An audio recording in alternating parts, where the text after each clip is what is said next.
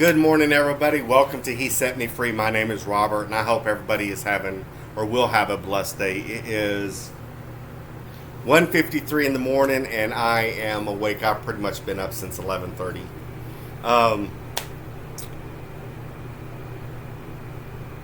I went to bed super early yesterday. Yesterday was an exhausting day.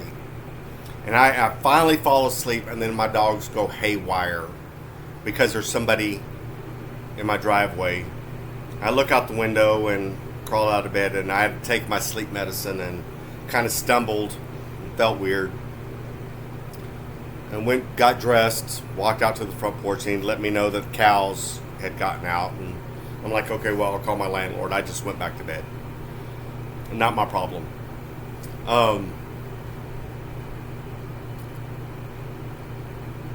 But over the past couple days, looking back on my time on Lyft, starting since about Sunday, something's been off with Lyft, and I don't know what it is. The rides just are not there at all, and the rides that are there, Lyft takes half of the total customer payout.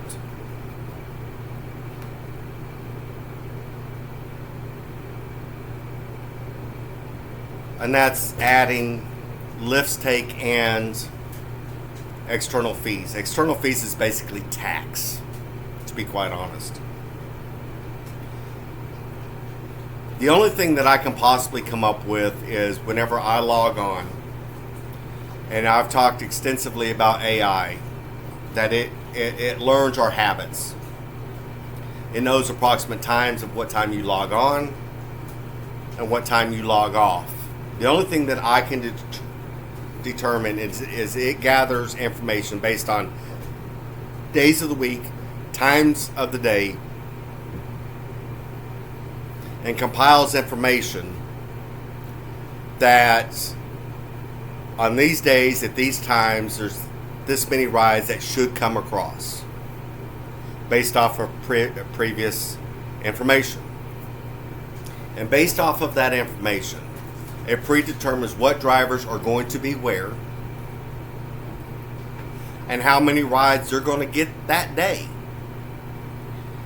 And I've kind of touched on this a little bit in a previous post, that whenever Lyft gives you a ride and it takes you out of the area,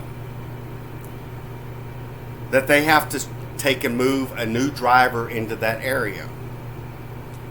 But one thing that I did notice, as soon as you get back, it puts you back in your area again because they've zoned you to that area. Now there has been times where I've noticed specifically on Lyft where it will shift you around the Waco region. If Lyft can get you into certain areas, then it will keep you there because they can't get drivers to stay in these areas. And what I mean by that is a ride that they can't get drivers to pick anybody up. I had that case yesterday where they had to pay me more than the actual, or they paid me more than the actual driver or passenger paid for the ride because they couldn't get anybody to go up there and get him. It was a 2.5 mile ride. On average, that kind of ride would have only paid $4.48 on Lyft, at best. But because they couldn't get anybody to go, they paid me $1 more.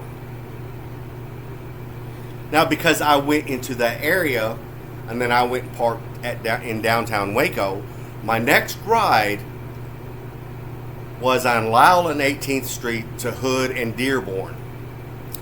I saw the price, I saw the miles, and I declined without hesitation. I'm like, no, because I already knew, because I had already went into Northeast Waco anyway, well, North Waco into East Waco, that because I agreed to go there, that they were going to take and shove me into that area. I'm like, no, not going to happen. because based off the information that I already had that day, where Lyft was taking 43% or higher of every ride, I wasn't going to do it. Meaning, for that ride, it was 5 miles and they were going to pay me $4.15. Now, that was something that I did notice, and I have noticed over the past couple days, that they were not given excess for pickup like they had in the past. Typically, it's dollar for dollar ride. That's what they were paying out. But in this case, this week, I was averaging anywhere over the dollar amount between 2 and 5 miles. What that tells me is Lyft is taking more this week. Because I've had 2 really good previous weeks. And I kind of had a suspicion anyway that they were going to do that this week. But the more that I drive, the more that I see. So today I will start my day out on Uber. Lyft has forced my hand to start driving for Uber more this week. I will cut my losses, but I will not drive for Lyft today. Typically, Thursdays are a good Lyft day, and Fridays, Saturdays, and Sundays. But with the way this week is spanning out,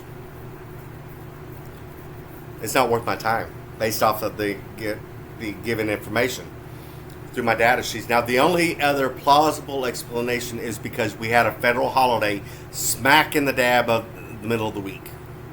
And it is literally just a federal holiday. No other businesses closed for Juneteenth except for no mail, all federal buildings, and banks. That was it. No other business in Waco was closed. Now, I noticed the same trend as far as traffic-wise on Tuesday. Traffic on Tuesday was very, very light. The previous 2 days, it was almost like 3/4 of Waco decided to take the day off for no apparent reason. There was no rush hour traffic because traffic in Waco between the hours of 7 and 9 o'clock can be quite heavy. 8 o'clock being the peak time. Nothing. Not like it typically is. Not like it was on Monday. And Monday, traffic was god awful. And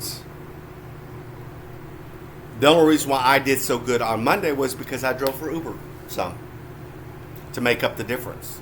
Because I started noticing differences just like on Sunday. I drove for Uber primarily on Sunday. The money and the rides it was almost like someone turned a switch off on my Lyft account. I kid you not. That's exactly what it felt like. In fact, I told myself yesterday, I feel like I'm being held back. And that's exactly how I felt. There was a number of times whenever I would drive for Uber in the past that I felt that way. More specifically, back in January and February and going into March. That I felt like that my rides had been, someone had just turned off the switch, and that it was not giving me any rides. And that's exactly how I felt this week on Lyft. So therefore, it's forced me to drive for Uber more. Now, I've got a couple theories about that, but I'm not going to go into it because if you're a Christian, then you would understand dealing with spiritual things.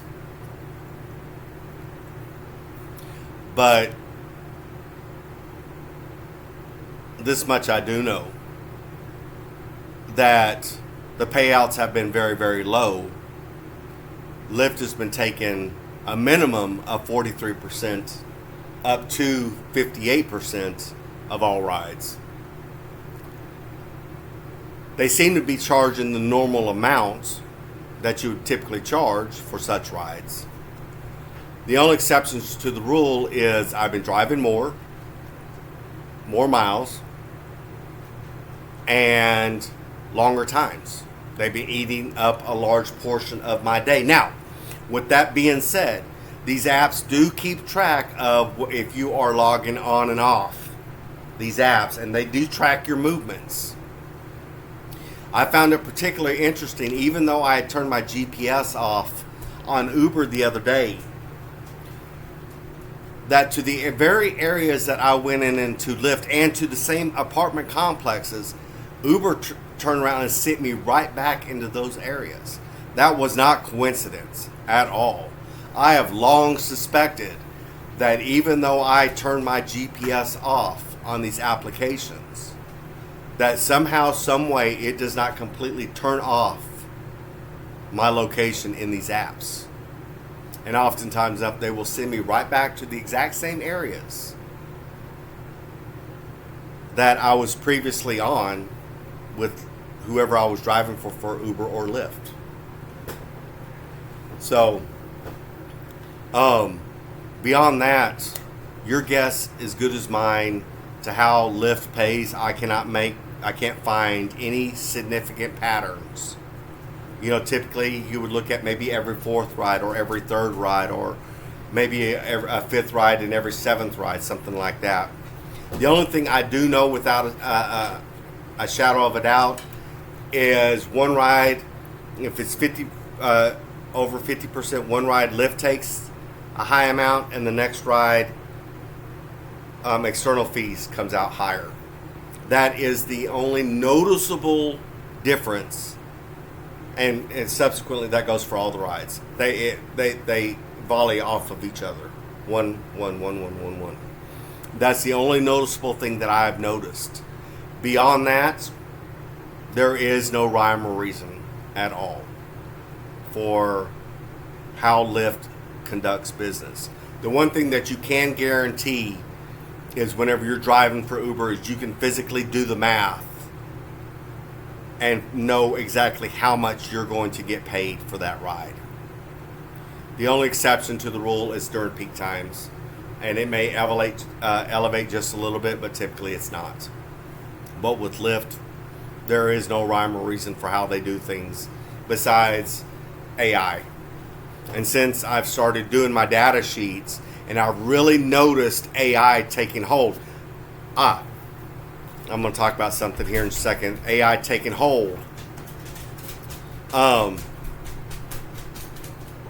Things have really changed, kind of like on Uber. Now, with that being said, I talked about this earlier, that pricing is determined by your patterns of how you drive. And I've talked about this extensively in previous videos, that Lyft is now, through the advent of machine learning or AI, that it recognizes your driving patterns. I had this happen a couple times this past week, where typically that they would try to send me the long way to drop somebody off or to pick somebody up.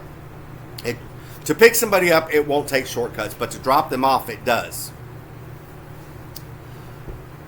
And based off of that information, because it already knows your driving patterns, it sets the price. And based off of that price, it predetermines what it's going to take and what you're going to get paid. Makes sense. Under the old algorithm, it always took you the long way. Both ways, picking up and dropping off. But now with AI taking control, it now knows your driving patterns. Just like it knows where I'm going to start up in Waco every day, where I'm going to turn on my Lyft. And based off of that information, I know with a 90% accuracy of where my driving zone's going to change or going to go. Now, there is an exception to the rule. If they can get you to go into areas where they can't get any other drivers to go, and or to pick people up that other drivers has said no to, or they don't have any spare drivers because everybody's on Uber.